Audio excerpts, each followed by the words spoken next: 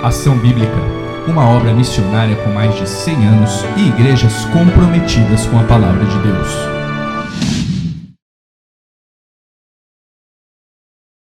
Jacó e os seus filhos que achavam que José estava morto.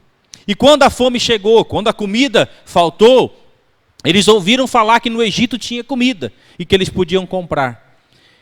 E o finalzinho de Gênesis vai contar essa história linda de José, como os irmãos reencontram José, José os perdoa e depois os irmãos têm que contar para o pai a mentira que eles inventaram sobre a morte de José. Enfim, e quando a família de José, então quando José sabe de tudo, perdoa os seus irmãos, ele manda trazer a sua família para morar no Egito, para que pudesse ser cuidado por José e para que eles não passassem fome. E naquele contexto eram apenas 70 pessoas. Se você ler Gênesis capítulo 1, fala lá de 70 pessoas que vieram morar no Egito. Esse era o povo hebreu, aquele povo que Deus prometeu a Abraão que faria dele uma grande nação. Com o tempo, o que acontece? José morre e aquele faraó morre. E o outro faraó, que agora estava reinando sobre a terra do Egito, não conhecia da história, ou ele fechou os olhos para a história, e ele percebeu que o povo hebreu estava crescendo sobre a terra. Só para vocês terem uma ideia, 430 anos depois, aquele grupinho de 70 pessoas, já não eram mais 70 pessoas, já eram cerca de 2 milhões de pessoas, hebreus vivendo no Egito. E aí Faraó, então, decide que vai escravizar esse povo, para que esse povo não se torne uma pedra no sapato do povo do Egito. E aí vem um período de escravidão, de sofrimento, até a libertação desse povo do Egito. E no capítulo 2 nós vemos, ainda no capítulo 1, Faraó, a primeira estratégia de Satanás ou de Faraó foi matar os meninos. Mas as parteiras desobedeceram a ordem de Faraó. E Deus abençoou as parteiras. E depois, Faraó então, furioso com aquilo, mandou estabelecer uma lei que todo menino que nascesse fosse jogado no Nilo. E foi nesse contexto, no capítulo 2, que esse casal, os pais de Moisés, decidiram ter filhos. E eles tinham, aí qual que era a probabilidade de ter um menino? Grande, 50% para ter menino, 50% para ter menina. E eles sabiam que se fosse um menino, os soldados poderiam pegá-lo e jogar esse menino no Nilo. E foi nesse contexto que Moisés nasce, e como Deus, soberanamente, depois de 3 meses, a mãe põe esse menino num cestinho, coloca no Nilo, e a filha de Faraó estava se banhando no Nilo com as suas servas, e elas viram aquele cestinho, se encantaram com aquele menino, e mandaram que uma hebreia pudesse cuidar daquele menino.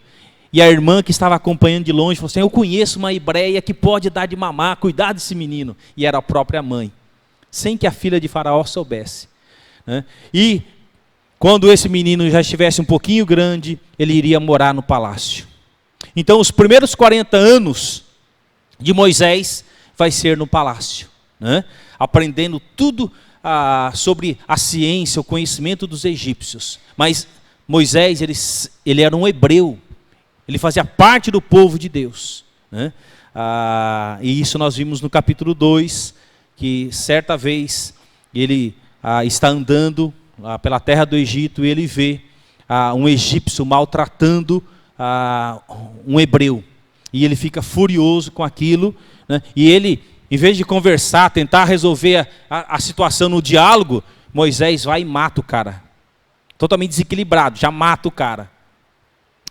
Aí ele cava um buraco na areia, enterra aquele corpo, mas no dia seguinte, ele está caminhando pela terra, ele vê 2 hebreus, agora 2 hebreus brigando, e ele adverte: vocês são do mesmo povo, por que vocês estão brigando?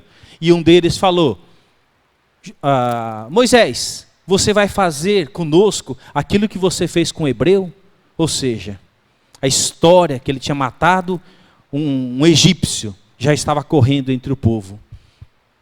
E, claro, chegou aos ouvidos de Faraó, e Moisés então tem que fugir dali. Ele vai para o deserto, onde ele vai viver os seus próximos 40 anos, onde Deus vai trabalhar na vida dele. Então nós dividimos a vida de Moisés em 3 fases. Os seus 40 anos primeiro no Egito, os próximos 40 anos no deserto, e depois os próximos 40 anos ele volta para o Egito para libertar o povo da escravidão. Alguns versículos que eu tenho pautado essa série, versículos que falam sobre libertação. João 8,36, se pois o Filho vos libertar, verdadeiramente sereis livres. Nós nascemos escravos do pecado. Eu e você somos pecadores, nascemos com essa natureza pecaminosa, nascemos separados de Deus. E Jesus Cristo, ele veio para nos salvar, para nos libertar. Não é a igreja que te liberta, não é o pastor que te liberta, não é um culto de libertação que te liberta. Mas a fé em Jesus Cristo, no sacrifício de Jesus na cruz do Calvário. É Ele que nos liberta da nossa escravidão maldita do pecado. A palavra de Deus nos fala que nós éramos filhos do diabo. Nós éramos escravos. E Ele nos comprou por um alto preço, o preço do sangue. Lembre-se, é Cristo que liberta. E quando Ele nos liberta, verdadeiramente sereis livres. João 8,32, Jesus também fala, e conhecereis a verdade, e a verdade vos libertará. A verdade é a palavra de Deus, a verdade é Jesus. Jesus disse, eu sou o caminho, a verdade e a vida. Ninguém vem ao Pai a não ser por mim. Então Jesus é a verdade que liberta. Não é a religião que liberta, mas Jesus Cristo, a fé em Jesus Cristo, ela nos liberta da escravidão do pecado. O apóstolo Paulo, escrevendo aos Gálatas, ele disse, porque vocês, irmãos, foram chamados à liberdade, não à libertinagem. Não confunda liberdade com libertinagem. Não é porque você entregou a sua vida a Jesus Cristo pela fé, que isso te dá o direito de viver na prática do pecado, na prostituição, na pornografia, na mentira, gastando o seu dinheiro em jogos de azar, nas betes nacionais, né, que tanto dá dinheiro, e pessoas escravas de jogos de azar. Nós somos chamados a viver na liberdade em Cristo e não na libertinagem. Não usem a liberdade para dar ocasião à carne, pelo contrário, sejam servos uns dos outros pelo amor. Então o apóstolo Paulo fala para nós vivermos na liberdade em Cristo. Já ouviu aquelas pessoas, ou talvez você já tenha pensado isso, a vida cristã é muito chata.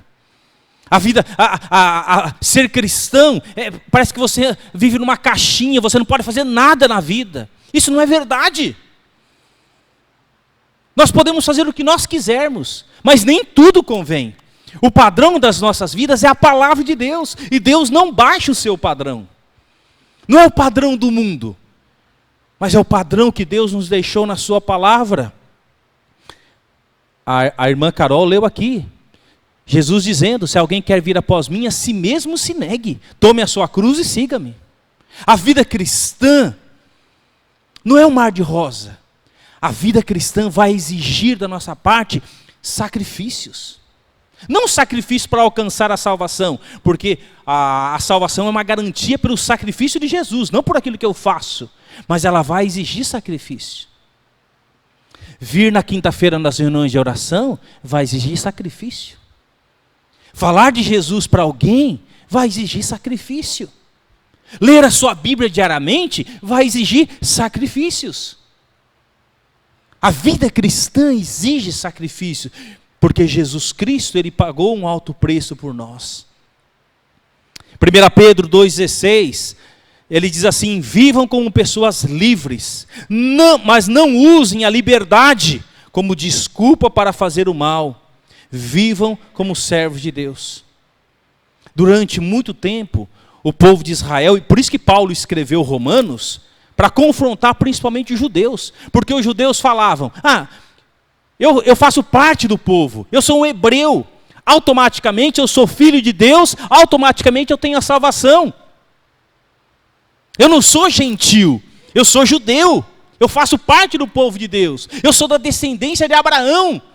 E Paulo vai confrontar eles dizendo o seguinte: vocês podem ser da linhagem de Abraão, vocês têm um privilégio por isso, mas vocês são pecadores como todas as pessoas. E ele vai falar lá em Romanos 3:23, todos pecaram, todos, e destituídos estão da glória de Deus.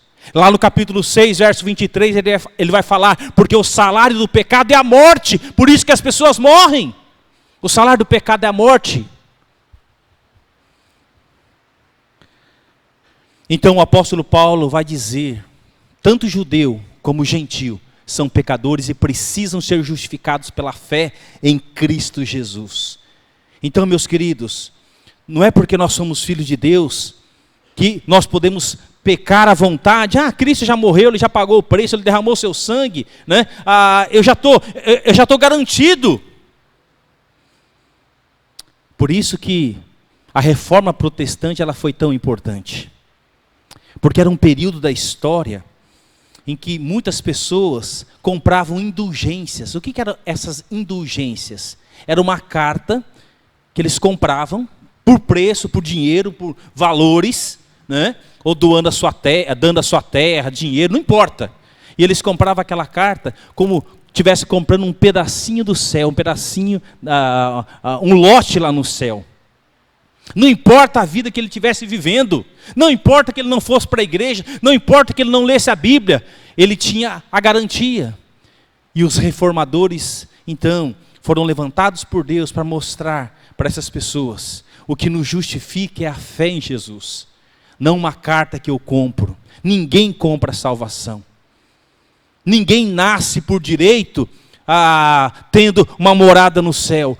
Todos pela fé têm que crer em Jesus Cristo como seu único e suficiente Salvador. Vocês estão me entendendo? Como que a libertação em Cristo ela transforma as nossas vidas? E é isso que nós vamos ver nessa série. Então nós estamos olhando para o segundo livro da Bíblia, o livro de Êxodo, e ver como Deus preparou a saída do seu povo do Egito. Nós já vimos no capítulo 1, os israelitas são oprimidos no Egito, e Deus soberanamente começa a preparar Moisés para libertar o seu povo. Nós vimos no capítulo 2 o nascimento de Moisés e seus primeiros 40 anos de vida. Com certeza, naquele primeiro período da história de Moisés, se nós tivéssemos que escolher um líder para libertar o seu povo, nós não escolheríamos Moisés. Porque na primeira atitude que Moisés tem de ajudar um do seu povo, ele faz o quê? Ele mata um egípcio, totalmente desequilibrado, totalmente despreparado para ser um líder, para libertar o seu povo. Queridos, todos nós temos falhas, e Deus trabalha nas nossas vidas, nos prepara para ser homens e mulheres de Deus que fazem diferença nesse mundo. Então o que Deus faz? Ele pega esse homem despreparado, desqualificado, desequilibrado e o leva para o deserto. Meu querido, o deserto não tem nada de agradável. É um clima quente, hostil, é quente de dia, frio de noite. Quase ninguém mora no deserto, a não ser alguns povos nômades, que conseguem viver naquela realidade, mas é terrível. Você não encontra comida fácil, você não encontra água fácil, é um grande desafio. Mas Deus o leva para lá, para aquela região desértica, para trabalhar na vida dele. E nós vamos hoje olhar para o capítulo 3, o chamado de Moisés para libertar o povo de Israel da escravidão do Egito. Libertos por Deus para andar com Deus. É isso que nós vamos ver nessa série. Um povo libertado por Deus para andar com Deus. Um dia Deus me libertou da escravidão do meu pecado, da minha idolatria, das muitas coisas erradas que eu fazia. Eu tinha 14 anos, quando o evangelho foi pregado a mim. Num bairro pobre de São Paulo, vivendo numa família pobre, trabalhando desde cedo para ajudar em casa. Mas o evangelho me alcançou lá em São Paulo, perto de uma rodovia extremamente importante de São Paulo, a Via Anchieta, que leva ao litoral, à praia. Foi perto da Anchieta que Deus falou ao meu coração, me lembrou algumas verdades da palavra de Deus que já estavam sendo ministradas ao meu coração. Libertos por Deus para andar com Deus.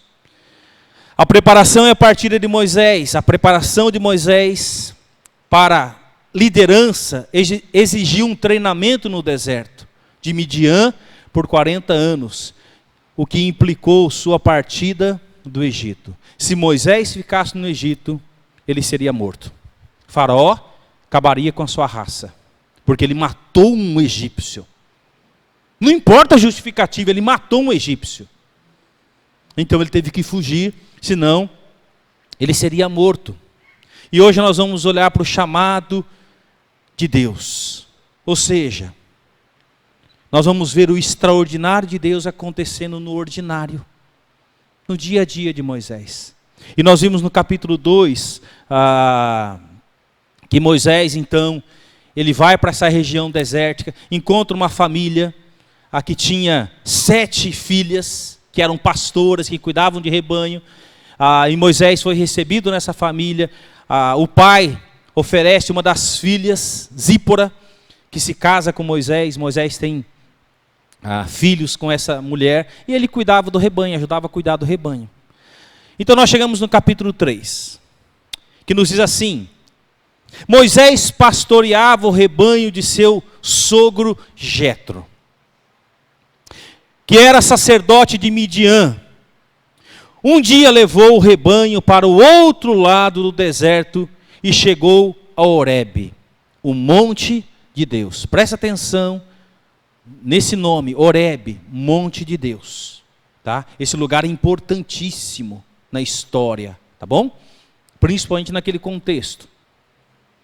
Era um dia ordinário, onde ele estava com o seu rebanho pastoreando. Então, um pastor de ovelha naquela época, ele não podia ficar só num lugar.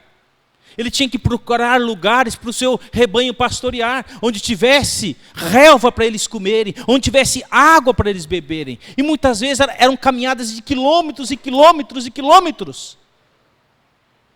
Uma vida extremamente solitária. Era uma vida extremamente solitária. E num dia normal do seu cotidiano, Moisés então está naquela região. Verso 2: ali o anjo do Senhor lhe apareceu numa chama de fogo que saía do meio de uma sarça.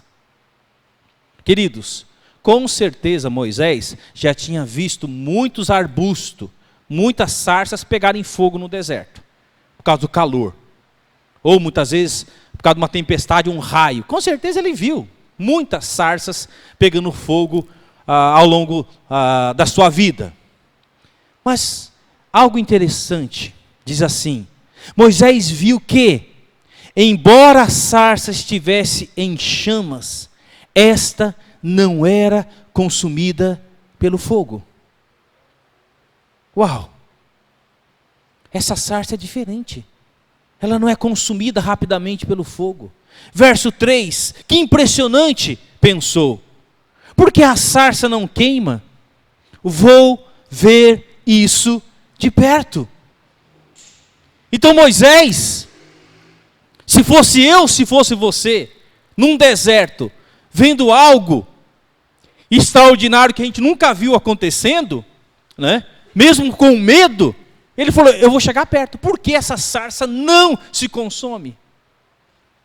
Então ele se aproxima dessa sarça, que está queimando, mas não se consumindo. Algo extraordinário num dia ordinário. Continuando a ler o texto.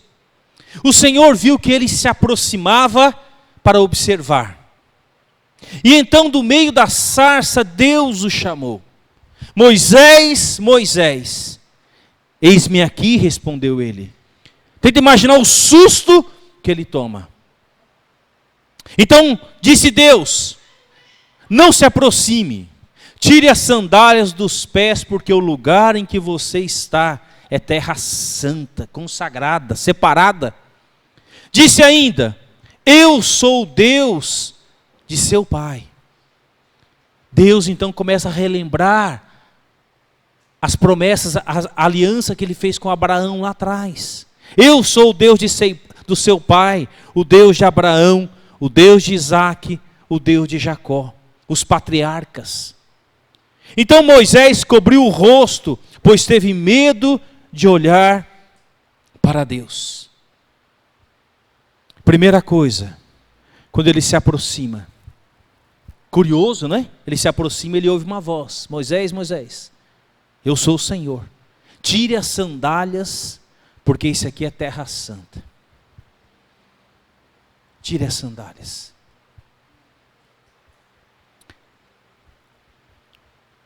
E Moisés então começa a ouvir Deus falando, trazendo à sua memória promessas que já tinham sido feitas há muitos e muitos anos atrás. A Abraão, a Isaque, a Jacó. Outra coisa interessante, a palavra de Deus fala que Moisés cobre o seu rosto, para não ver a Deus. Queridos, ninguém na face da terra viu a Deus face a face. Ninguém é digno de olhar Deus face a face, porque nós somos pecadores. Você pode olhar nas Escrituras, todas as pessoas que tiveram um encontro com Deus, ou com a glória de Deus, a atitude delas era cobrir o rosto, ou se jogar no chão e colocar a cabeça para baixo, prostrado. E todos aqueles que tiveram essa experiência tinham um grande temor, porque eles sabiam que eles estavam diante do único e verdadeiro Deus, o Deus Todo-Poderoso, e eles poderiam morrer na hora.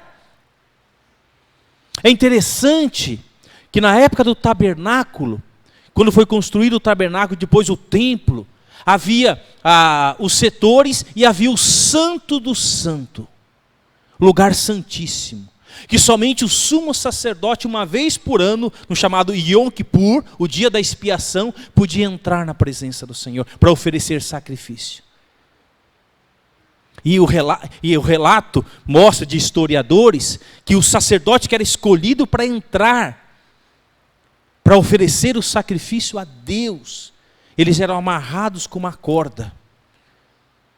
Porque se acontecesse algo lá dentro, ninguém poderia entrar lá e tirar o corpo, porque morria. Daí eles puxavam se algo acontecia.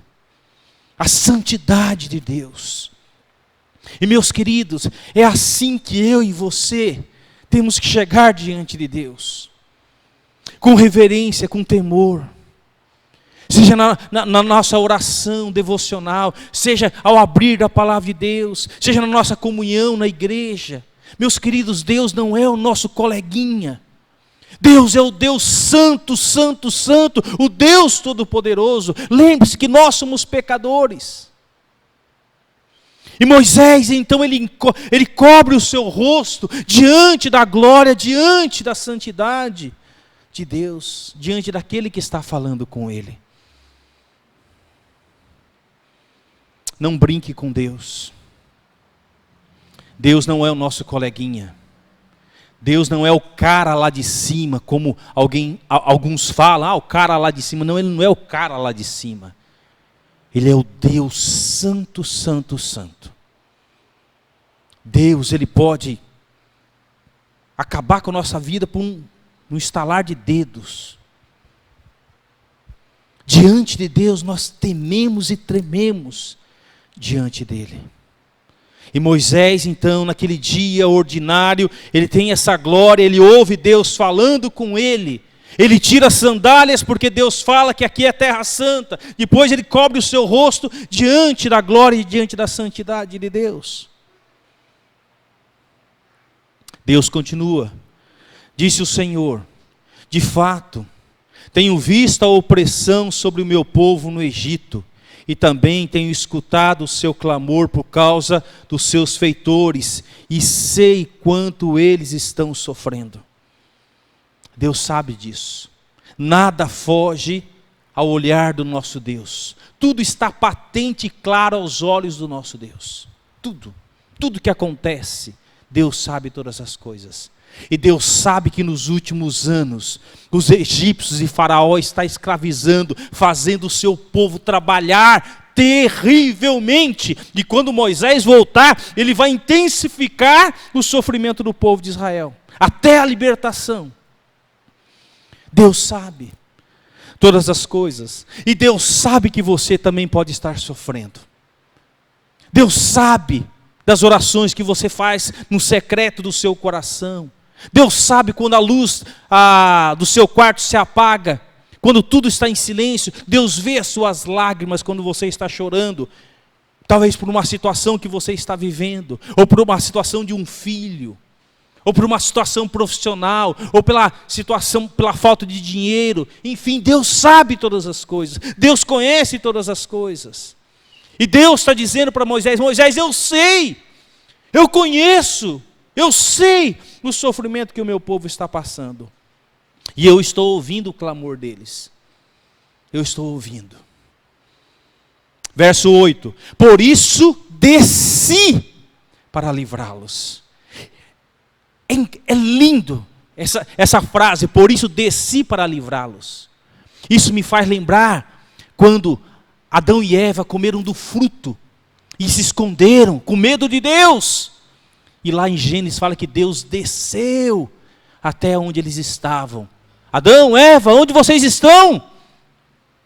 Deus, o Criador do universo, Ele é o primeiro missionário que veio ao encontro do homem perdido.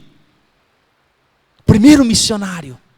E por isso que nós temos que ser missionários de Deus e ir ao encontro dos perdidos. Ir ao encontro daquelas pessoas que sofrem no hospital, ir ao encontro daqueles homens que estão sendo dependentes químicos, lutando contra o pecado. Deus ama eles também, quer libertar eles também. Deus ama o seu vizinho, Deus ama o seu colega de trabalho, de escola. Desci para livrá-los. E Deus, e a gente vê isso na história, que Jesus Cristo desceu da glória. Ele se fez homem para morrer numa cruz, para nos libertar. Lá em Gênesis, Deus desce para oferecer um sacrifício para o primeiro casal. Aqui nós vemos Deus descendo para libertar o seu povo da opressão do Egito. E em Jesus Cristo, Ele desce para nos livrar da condenação. Por isso desci para livrá-los das mãos dos egípcios e tirá-los daqui para uma terra boa e vasta, onde manam leite e mel, terra dos cananeus, dos hititas, dos amorreus, dos ferezeus, dos heveus, dos jebuseus. É a terra onde Israel está hoje, mas Israel está num pedacinho da terra. A terra de Israel é muito ampla. É onde estão os palestinos, os árabes, toda aquela região ali, que é um barril de pólvora. Toda aquela terra ali é uma terra que pertence a Israel. Que isso é uma outra história para o futuro que vai acontecer. Mas aquele povo vai ter que sair dali.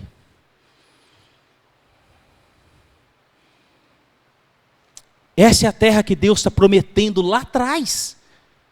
Dizendo, essa terra que eu estou preparando para eles. Verso 9: pois agora o clamor dos israelitas chegou a mim, e tenho visto como os egípcios os oprimem. Deus está vendo todas as coisas.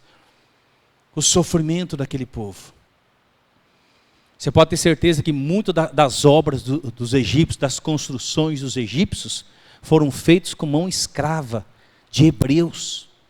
De homens que trabalhavam o dia todo no sol, cortando pedra, fazendo tijolos, carregando tijolos. E além disso, sendo oprimidos.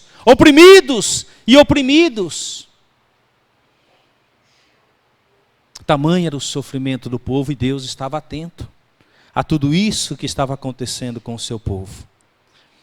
O texto continua: vá, pois, agora. Moisés agora não é mais uma criança. Moisés agora ele tem 80 anos. Moisés já é um homem adulto, idoso. Talvez você pense, eu com 80 anos, sabe meu desejo? Está aposentado, deitado na minha rede, com uma havaiana no pé, balançando e curtindo a brisa. Moisés, com 80 anos, estava sendo chamado por Deus para cumprir uma missão, talvez a maior missão de libertação de um povo na história. 80 anos. Eu sempre falo, meus queridos, que no reino de Deus não existe aposentadoria. Nós temos que servir a Deus até o último dia da nossa vida. Nós temos que cumprir a missão que Deus nos deu, porque há tanta necessidade ao redor do mundo. E Deus então fala: eu envio a Faraó para tirar do Egito o meu povo, os israelitas. Moisés, porém, respondeu a Deus: quem sou eu para apresentar-me ao Faraó e tirar os israelitas do Egito? Senhor, o senhor está de brincadeira. Quem sou eu? Um velhote de 80 anos, já com dor na coluna, né? Dor nas juntas, né? 80 anos de idade. Estou com a minha vida aqui, Senhor, tranquila, cuidando do meu rebanho, ter meu filho, ter minha esposa. Voltar para o Egito para libertar um povo, o meu povo. Verso 12. Deus afirmou: eu estarei com você. Você não vai sozinho. Eu estarei com você. Isso traz segurança, meus queridos. Foi isso que moveu meu coração quando eu tinha 16 anos, quando eu estava lendo a palavra de Deus e Deus me chamou para me preparar para o ministério. Devair, eu estou com você. E Ele tem estado comigo ao longo de todos esses anos. Só aqui em Cosmópolis vai completar 28 anos. Deus tem estado comigo. E Deus está dizendo para Moisés: Moisés, eu estarei com você. Esta é a prova de que eu sou quem o envia. Quando você tirar o povo do Egito, vocês prestarão culto a Deus aonde? Neste monte. Nesse mesmo monte que eu estou falando com você, o Monte Horebe, você vai tirar aquele povo de lá e vai trazê-lo para cá, para eles me adorarem. É aqui que você vai trazer eles. E eles prestarão culto neste monte. Moisés perguntou: quando eu chegar diante dos israelitas e lhes disser: o Deus dos seus antepassados me enviou a vocês, e eles me perguntarão: qual é o nome dele? Que lhes direi? Disse Deus a Moisés: eu sou o que sou. É isso que você dirá aos israelitas: o eu sou me enviou a vocês. O ego emi, o eu sou, o Deus Todo-Poderoso, o Deus de Abraão, o Deus de Isaac e de Jacó, Ele me enviou para vir até vocês e libertá-los da escravidão do Egito. Deus não precisa de explicações. Deus não precisa ser explicado. Ele é o eu sou. Ele é o Deus Todo-Poderoso. O Deus que faz todas as coisas. Diga para eles: o eu sou te enviou para cá. Verso 15, disse também Deus a Moisés: diga aos israelitas: o Senhor, o Deus dos seus antepassados, o Deus de Abraão, o Deus de Isaac, o Deus de Jacó, enviou-me a vocês. Esse é o meu nome para sempre, nome pelo qual serei lembrado de geração em geração. O Yahweh, ou Javé, né? Jeová, o Deus Todo-Poderoso, te enviou. Verso 16, vá, reúna as autoridades de Israel e diga-lhes: o Senhor, o Deus do céu, dos seus antepassados, o Deus de Abraão, de Isaac e de Jacó, apareceu a mim e disse: eu virei em auxílio de vocês, pois vi que lhes tem sido feito no Egito. Eu virei em auxílio. Deus é o nosso auxiliador. Você está precisando de auxílio? Corra para Deus. Ele é o nosso auxílio. Ele pode te auxiliar no momento de dúvida, de incerteza. Qual é o caminho a seguir? Leia a palavra, Deus é o nosso auxílio. Eu tenho orado alguns dias, já há algum tempo, por uma decisão familiar que nós precisamos tomar, e eu tenho pedido, Deus, Tu és o auxílio, me auxilia. E Deus é aquele que é o nosso auxiliador, que ouve o nosso clamor. Prometi tirá-los da opressão do Egito, para a terra dos cananeus, dos hititas, dos amorreus, dos ferezeus, dos heveus e dos jebuseus, terra onde manam leite e mel. As autoridades de Israel o atenderão, depois você irá com elas ao rei do Egito e lhe dirá: o Senhor, o Deus dos hebreus, veio ao nosso encontro, agora deixe-nos fazer uma caminhada de 3 dias, adentrando o deserto, para oferecermos sacrifício ao Senhor nosso Deus. Eu sei que o rei do Egito, Deus está dizendo, eu sei que o rei do Egito não os deixará sair, a não ser que uma poderosa mão o force. E é isso que nós vamos ver ao longo da série. Já ouviram falar das 10 pragas do Egito? Acontecimentos extraordinários que aconteceram sobre a terra? Então nós vamos ver as 10 pragas. E nós vamos ver como Faraó, ele se opunha a deixar o povo. E Faraó vai fazer algumas propostas comprometedoras para o povo. E nós vamos ver isso ao longo da série. Verso 20. Por isso estenderei a minha mão e ferirei os egípcios com todas as maravilhas que realizei no meio deles. Depois disso, ele os deixará sair. E farei que os egípcios tenham boa vontade para com o povo, de modo que quando vocês saírem, não sairão de mãos vazias. Todas as israelitas pedirão às suas vizinhas, as egípcias, e as mulheres que estiverem hospedadas em casa, objetos de prata e de ouro, e roupas que vocês porão em seus filhos e em suas filhas. Assim vocês despojarão os egípcios. Então esse é o capítulo 3. E Deus fala: eu vou libertá-los com mão poderosa. E meus queridos, tem situações na nossa vida de libertação, de transformação, que vai exigir o poder, a mão poderosa de Deus agindo na história, na sua situação, mudando corações, abrindo portas que parecem ser impossíveis de serem abertas, transformando situações impossíveis. E Deus é o Deus dos impossíveis. Nós vemos em todas as Escrituras. Deus vai precisar agir poderosamente. E num determinado momento, os magos dos egípcios vão dizer para Faraó: Faraó, isso é o dedo de Deus. Nós não podemos fazer o que ele faz. É o dedo de Deus. E onde Deus coloca o seu dedo, há transformação. O poder não está em nós, o poder não está em nossas orações ou em nossas palavras, o poder está no Deus que nós cremos. Ele é o Deus Todo-Poderoso. E nós vamos ver como Deus vai libertar o seu povo depois de 430 anos no Egito. 70 pessoas chegaram.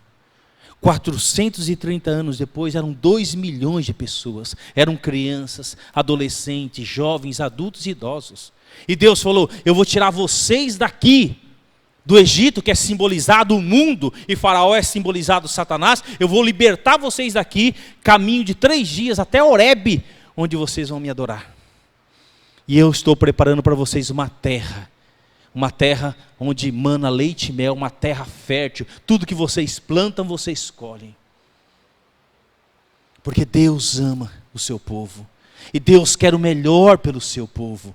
Quando nós obedecemos a Deus, nós provamos do melhor de Deus. Jesus disse que Ele tem para nós uma vida, e uma vida em abundância.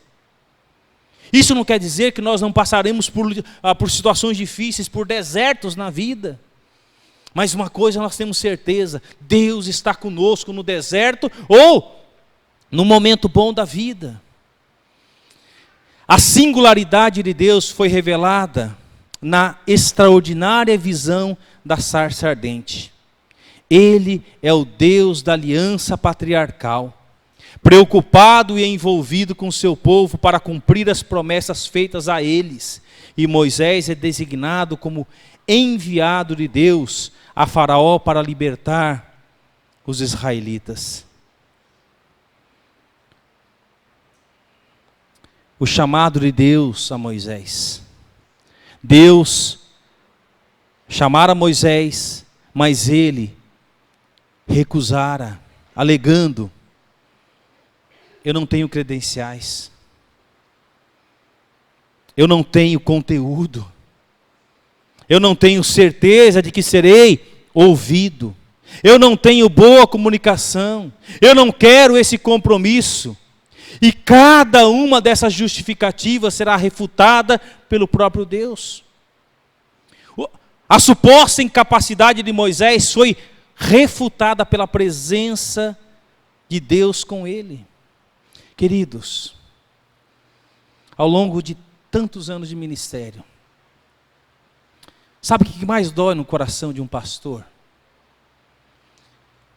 É olhar para a palavra de Deus, é olhar para o mundo e ver que existe tanta necessidade. Jesus disse certa vez para os seus discípulos: a seara é tão grande, mas os trabalhadores são tão poucos. Queridos, nós hoje somos mais de 7 bilhões, né, de pessoas na face da terra. 7 bilhões. Tem muitos lugares na face da terra que não tem nada da palavra de Deus. Pessoas que na face da terra nunca ouviram falar o nome de Jesus. Nunca ouviram falar. Há tanta carência, tanta necessidade.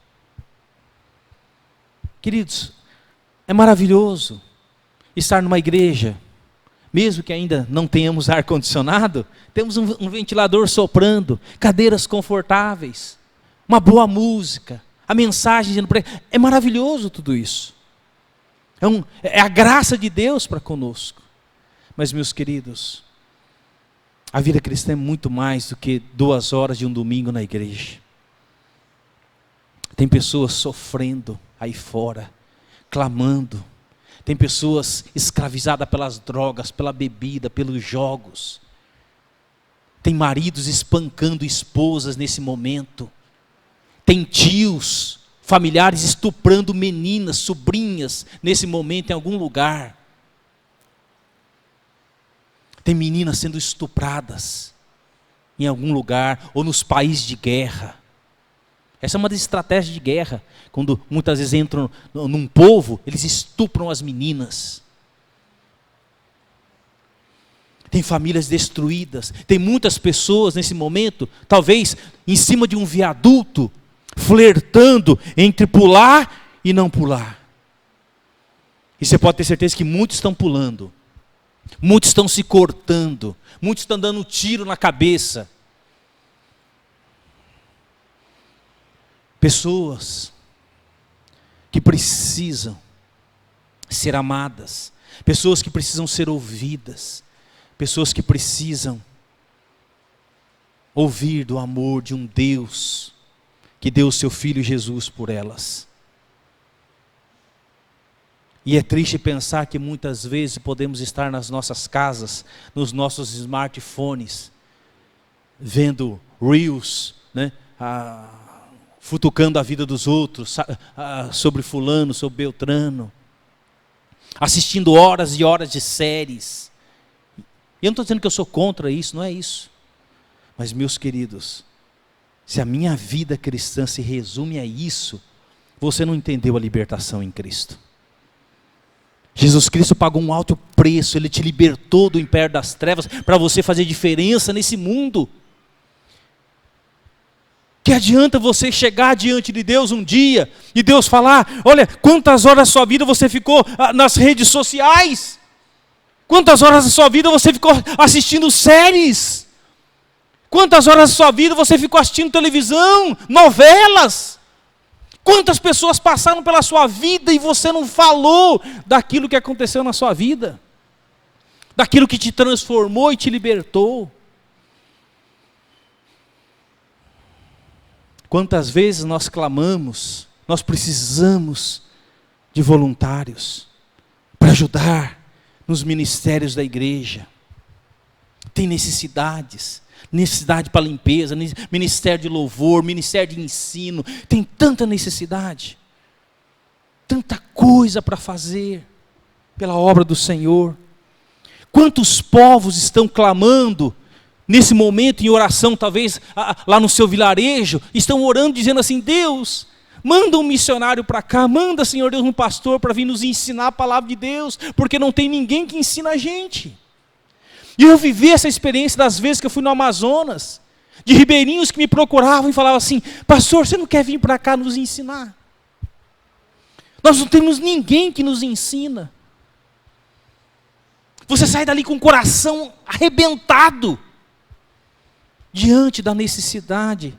E eu estou falando do Amazonas, mas na África e tantos lugares ao redor do mundo, pessoas clamando. Talvez, meu querido, você tem na sua casa 1, 2, 3, 5, 10, 15 bíblias de papel que você nem abre mais. Talvez você nem vontade tenha de trazer a sua bíblia de papel mais para a igreja. Eu sei que tem a tecnologia do smartphone, os benefícios do smartphone. E tem tantas pessoas clamando para ter uma Bíblia de papel. Deus está chamando um homem de 80 anos de idade. Que durante esses 40 anos Deus trabalhou na vida dele, principalmente para ele se tornar um homem manso. A palavra de Deus vai falar que Moisés se tornou o homem mais manso da terra. Com 40 anos ele era um cara desequilibrado. Primeira reação, ele mata o cara. Desequilibrado. Doente mental. Aí Deus trabalha na vida dele, para fazer dele um homem, um líder, um libertador. E Deus trabalha nas nossas vidas, meus queridos, através das circunstâncias difíceis. Jesus, certa vez, ele disse que proveito há em você ganhar o mundo inteiro. Você ter uma bela casa, um belo carro, conforto da vida. E não estou dizendo que isso é errado, mas se a sua vida for vivida somente para isso, sua vida não tem sentido. A nossa vida só tem sentido em Cristo. Muitas vezes nós enchemos a boca para dizer para as pessoas: eu sou evangélico. Ser evangélico é uma coisa, estar em Cristo é totalmente diferente. É vivendo a missionalidade, é cumprindo a missão. Quando alguém te chama de madrugada e fala: vem me ajudar, por favor. Quando pessoas endemoniadas estão sofrendo. Não, isso não é a minha responsabilidade, é a responsabilidade do pastor ou da liderança da igreja. Tantas necessidades, tantas lutas, tantos desafios. Confie, meu querido, na total suficiência de Deus. Ele é Senhor sobre o mundo natural e sobre todas as capacidades e limitações humanas. Nunca devemos permitir que nossas fraquezas se tornem uma desculpa para a desobediência. Quantas pessoas são mestres em dar desculpa? Pastor, eu não estou lendo a Bíblia por causa disso. Não estou orando por causa disso. Não vou na reunião de oração por causa... Meus queridos, nós somos mestres. Não dá para servir na igreja porque, sabe, eu tenho trabalho durante a semana, minha vida é corrida. Não dá. Você sabe disso, né, pastor? Você entende. Deus também entende. Meus queridos, muitas vezes são desculpas para nós desobedecermos a Deus. Quando a palavra de Deus nos chama a agir, confie que Ele estará com você, fortalecendo você e capacitando você. Deus está com você, Ele fortalece você e Ele capacita você. Como é maravilhoso. Algo ordinário, algo extraordinário no ordinário, Moisés, caminhando pelo deserto, cuidando das suas ovelhas, ele vê uma sarça. E o próprio Deus está naquela sarça falando com ele. E eu te pergunto, o que precisa acontecer? Será que Deus precisa aparecer numa sarça pegando fogo para você entender que você é amado por Deus e que Deus tem uma missão para você cumprir? Que Deus te deu dons e talentos e condições para fazer a obra do Senhor? Moisés, com 80 anos, mesmo diante da sua relutância, ele obedece o chamado de Deus. E ele vai cumprir a missão. Vai ser fácil? De jeito nenhum. Ministério pastoral é fácil? De jeito nenhum.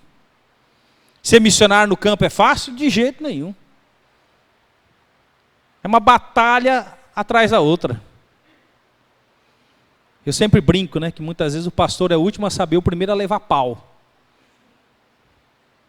Parece que tudo que acontece de errado na família, na vida pessoal da pessoa, na vida profissional, financeira, é culpa do pastor. Ele é o culpado. E nós vamos ver isso na vida de Moisés. Faltava comida, a culpa era de quem? Moisés. Faltava água, a culpa era de Moisés. Faltava isso, a culpa era de Moisés. E teve uns momentos que Moisés teve uns piti e falou, meu. E ele chega para Deus e fala, Deus, não dá. Não dá. Aí depois o sogro dele vai chegar, né, e vai falar para ele, Moisés,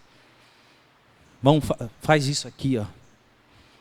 Então, meus queridos, a seara é grande, os trabalhadores são poucos.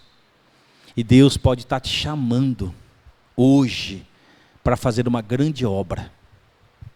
Imagina você chegar lá na frente e Deus fala assim, ó, você foi usado para realizar uma grande obra.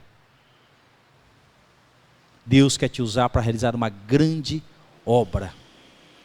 Talvez você não saiba agora o que é, mas Deus ele quer te usar para fazer uma grande obra. Eu tenho certeza disso. Oremos. Querido Deus, em nome do Senhor Jesus, nós te damos graças pela tua palavra. Hoje nós falamos sobre o chamado de Moisés. Algo extraordinário num dia ordinário. E ele se aproxima daquela sarça e ele ouve a voz do Senhor. E o Senhor o chamando para fazer algo extraordinário. Que era libertar o seu povo de uma escravidão que já durava 430 anos. Moisés tentou se argumentar, se justificar.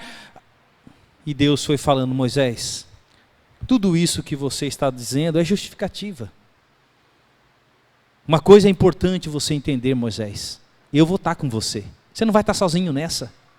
E é isso que Deus diz para mim e para você nessa noite, meu querido. Talvez você está com medo, você se acovarda, você fica se justificando.